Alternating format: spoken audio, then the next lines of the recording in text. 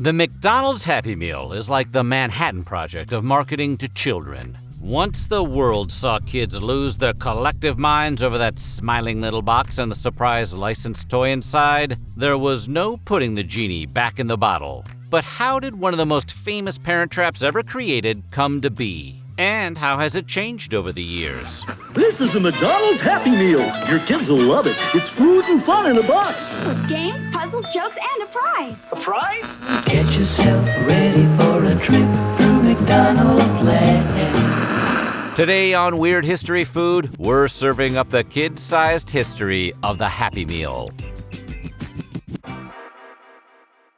But before we get started, be sure to subscribe to the Weird History Food channel and let us know in the comments below what other fast food nostalgia you would like to hear about. Okay, let's get happy. Happy! Happy! I wonder what time it is. It's time for a Happy Meal at McDonald's.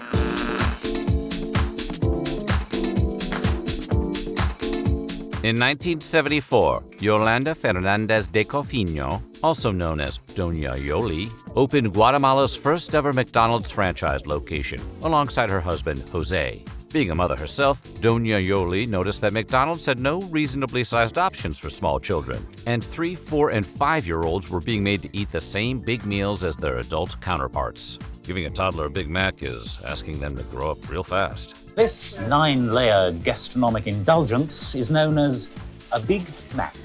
What's more, getting young kids to make even the simplest decision can be a near impossible task, and the wee ones were often overwhelmed when it came time to order.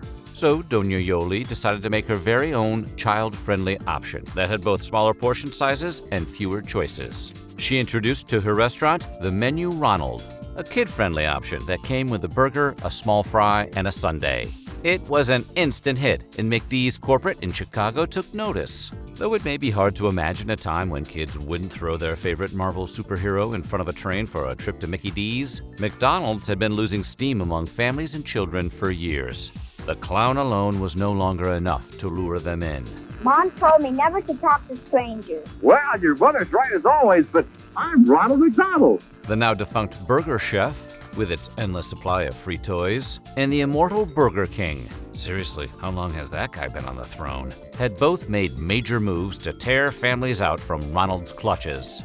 What's more, McDonald's had redesigned many of its restaurants away from the old white and red tile interiors and renovated them with brick walls. You know, like school. Kids love school. They were no longer as vibrant and welcoming as they once were, and kids took notice. McDonald's needed to pivot hard if they wanted to stay relevant in the family market, and Bob Bernstein was just the man for the job. Bernstein's ad agency had managed the company's marketing in several cities for over a decade. He'd already tried handing out free stuff to kids before, such as the Happy Cup and the Sippy Dipper straw. But even the cutest McDonald's pencil puppet couldn't bring in the Rugrats. One day, while sitting at the breakfast table with his son, Bernstein had an epiphany. Cereal companies had been stuffing toy prizes within their boxes for decades, and he noticed that kids would absolutely flip their wigs over even the smallest surprise. These boxes often featured games, puzzles, and jokes on their side panels. If McDonald's could somehow capture the wonder of the cereal box and sell it to their pint-sized customers, the company's woes would go the way of Birdie the early bird, meaning they were turned into chicken nuggets.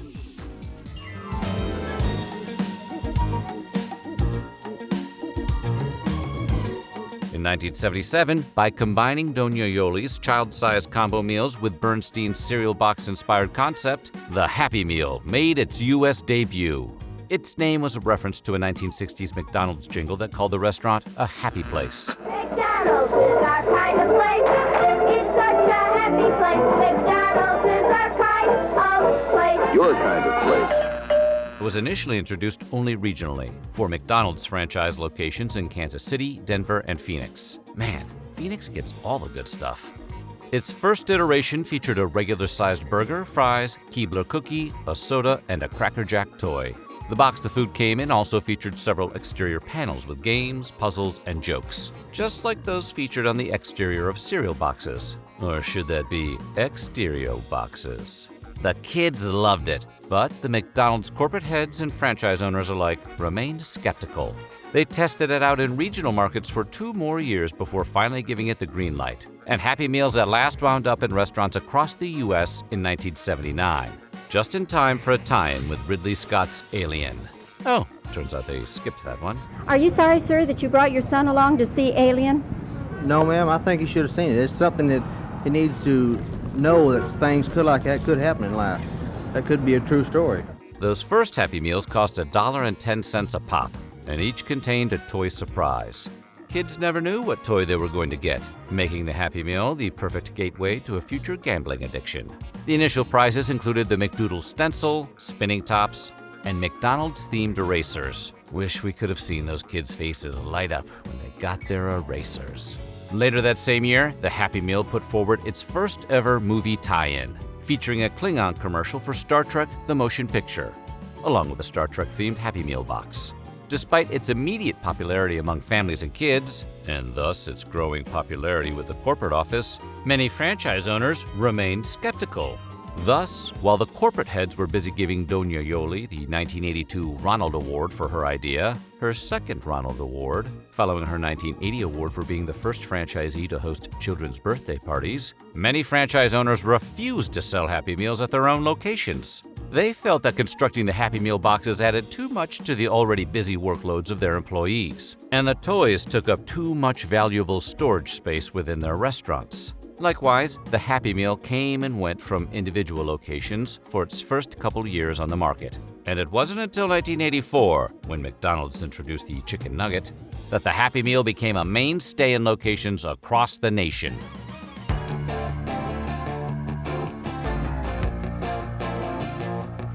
McDonald's slowly phased out Bob Bernstein's idea of putting games, puzzles, and jokes on the box's exteriors, and they instead focused on upping their prize game by collaborating with movie studios and popular toy brands. In the process, they made some of the most memorable choking hazards of the last 40 years, like their 1982 partnership with Playmobil.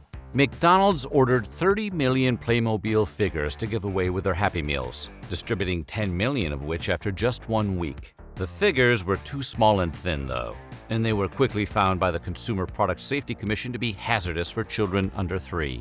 McDonald's issued an immediate voluntary recall, and they offered to trade free cookies or ice cream in exchange for the bloodthirsty figures. Not a bad deal if you prefer eating sugar over plastic. In 1983, McDonald's got back on track with a partnership with Mattel. They made officially branded Hot Wheels for their Happy Meals, along with the Barbie Loves McDonald's playset for toy stores across the country. Barbie loves McDonald's. Could I have the Big Mac to go? The rest of the 80s saw media tie-ins with Ghostbusters, the Berenstain Bears, Muppet Babies, My Little Pony, and The Little Mermaid. They also had food changeables, which were basically just Transformers that turned into McDonald's foods rather than high-speed vehicles. Apparently, the war for Cybertron was decided by fries and a Coke. McNugget Buddies, vague Mr. Potato Head knockoffs, but in nugget form, and Jungle Book wind-ups, which closed out the decade with walking versions of Ka, Shere Khan, and King Louie. Where do the stars of Sega Sonic 3 go when the game's over? Sonic? Are you guys in there? Hey, here's a hint. They're at McDonald's. The 90s kicked things off with a Super Mario Bros. 3 partnership, which put plastic Marios, Luigis, Goombas, and Koopas in households everywhere, right alongside all the Nintendos that had recently arrived to destroy everyone's reading comprehension. These were then shortly followed by 2 separate DC comic tie-ins, one of which was considerably better received than the other. Toys featuring Looney Tunes characters in classic DC superhero costumes debuted in 1991, in case you ever wanted to see Bugs and Daffy juiced up like a pair of South Florida bouncers. 1 year later, the Golden Arches released what should have been a golden tie-in with the 1992 blockbuster Batman Returns, a movie that is very much not for kids. It was very violent. It was a total attack against kids, the whole movie. Parents and Christian groups argued that the film's violent content shouldn't be promoted with toys intended for pushing the film's graphic content on young children, and McDonald's actually canceled the promotion. The rest of the decade was pretty smooth sailing for the hamburger chain as they landed even more media tie-ins for their Happy Meals, including Spider-Man, Power Rangers, Pocahontas, The Lion King, and Mulan. They also had major partnerships with some of the country's biggest toy brands, like Barbie, Furby, and Tamagotchi. Remember 2 of those? Still, all of these partnerships pale in comparison to what may still be the biggest Happy Meal toy ever, the Teeny Beanies Beanie Baby. The following is in code to avoid panic in the streets. Beanie Tay, Eenie Bay, Abies Bay, or Ack Bay at McDonald's May. First released in 1997 during the height of the Beanie Baby craze, the original Teeny Beanies lineup was so coveted that McDonald's had over 100 million of the little critters made. And if you're thinking that should have been plenty, you do not remember the year 1997. Customers bought up armloads of Happy Meals, but told the cashiers to hold the food. They only wanted the toys. Restaurants in major cities and across the Midwest quickly sold out, and fistfights and brawls broke out in franchises across the nation. There were even reports of McDonald's delivery men being assaulted as they tried to restock restaurants. As a result, kids were often left toyless, while the adults around them racked up dozens of Teeny Beanies in hopes of an early retirement. For each of the 3 years that followed, McDonald's came out with an all-new exclusive lineup of Teeny Beanies. But they were never again able to repeat the fervor of that first Teeny Beanie spring, which is probably for the best.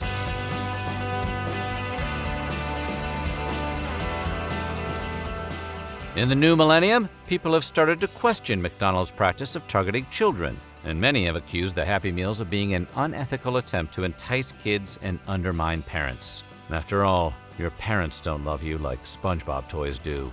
Boy, they made a lot of those. As concerns mounted over both America's ever-increasing obesity epidemic and its love affair with generating plastic waste, these accusations only grew louder. By the mid-2000s, it seemed that everyone, from parental groups to governmental bodies across the globe, had had enough of the clown. Even Disney turned its back on the Golden Arches in 2006, and the two went over a decade without collaborating on any new promotions. Like Roxette said, it must have been love, but it's over now, for a little while. Facing this pressure to change, McDonald's decided to take the issue head-on, and has spent the past 15 years attempting to address these concerns. While the Happy Meal does still come with a toy, the toy is now often made of 3D paper or recycled plastic. What's more, McDonald's has pledged to reduce fossil fuel-based plastic usage 90% company-wide by 2025. Check back on this video in 2 years and let us know how they did. All the while, the company has cut both soft drinks and cheeseburgers from Happy Meals, replacing the former with a choice of milk, water, or juice, and the latter with plain hamburgers. Fellas, it's called a Happy Meal, not a sad meal. They've also shrunk the size of the kids' fries and have added apple slices to all Happy Meal orders, reducing the caloric value of the Happy Meal by 20% in the process. Today, almost 1 in 4 orders at McDonald's contains a Happy Meal, and about 4 million Happy Meals are sold in more than 100 countries every day. That amounts to over 1 billion Happy Meals sold per year, or 1 billion tiny little toys that will clutter up kids' rooms the world over. Most recently, playing on millennial nostalgia for childhood materialism, McDonald's tried its hand at making Happy Meals for adults. They partnered up with lifestyle brand Cactus Plant Flea Market to make the all-new combo, which was basically just a boxed version of the Big Mac meal or 10-piece McNugget meal, but with a creepy little 4-eyed statue to show off at work. 40-year-old Happy Meal kids lost their ever-loving minds for these toys, proving once and for all that no matter how old you get, you're never too old to get into a fistfight over Beanie Babies. So what do you think? Did you get happy for a Happy Meal? Let us know in the comments below, and while you're at it, check out some of these other weird history food videos.